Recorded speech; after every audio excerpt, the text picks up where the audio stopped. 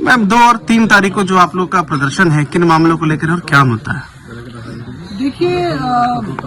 अभी हाल में ही 19 जनवरी को पूर्व मुख्यमंत्री झारखंड के और अभी वर्तमान में झारखंड विधानसभा में नेता प्रतिपक्ष बाबूलाल मरांडी जी के द्वारा जो एक स्टेटमेंट हम लोगों ने पेपर में पढ़ा था, उसमें ये था कि 11 फरवरी को रांची राजधानी में जनजातीय सम्मेलन का आयोजन किया जाएगा, जिसमें भाजपा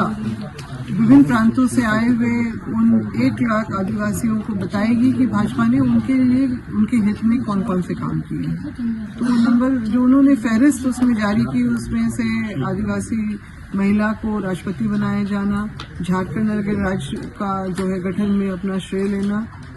आदिवासी मंत्रालय बनाने की बात उन्होंने कही और धरती आबा की बिरसा मुंडा जी के जयंती पर जो उन्होंने गौरव दिवस का घोषणा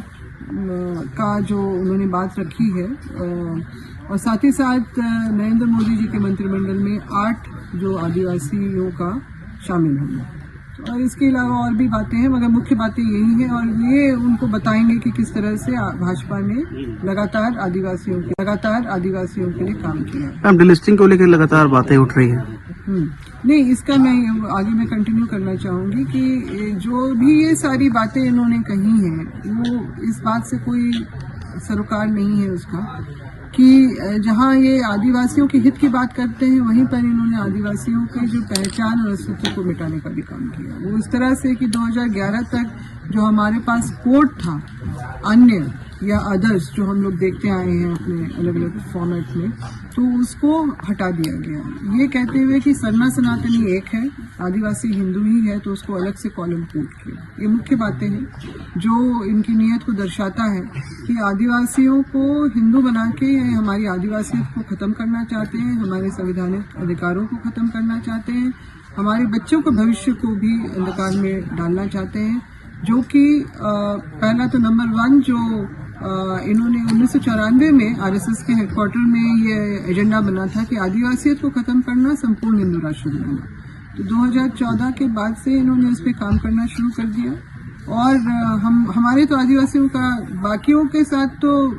मतलब मारपीट की गई, मॉब लिंचिंग हुआ, ये सारा कुछ हुआ, चर्च पे हमले हुए, मगर आदिवासियों का गला बड़े तरीके से सलीके से इन्होंने काटा, हमारा कॉलम कोड हटा के। जो हमारा जो इस देश में हमारी उपस्थिति को दर्शाने वाला ही, क्योंकि यही जो कॉलम कोड हमारे जनगणना के प्रपत्र में भी रहता है, जिसमें हमारे आबादी के हमारी की उपस्थिति को दर्शाने वाला ही, क्योंकि यही जो कॉलम कोड हमारे जनगणना के प्रपत्र में भी रहता है, जिसमें हमारे आबादी के हमारी के आंकड़े बनते हैं।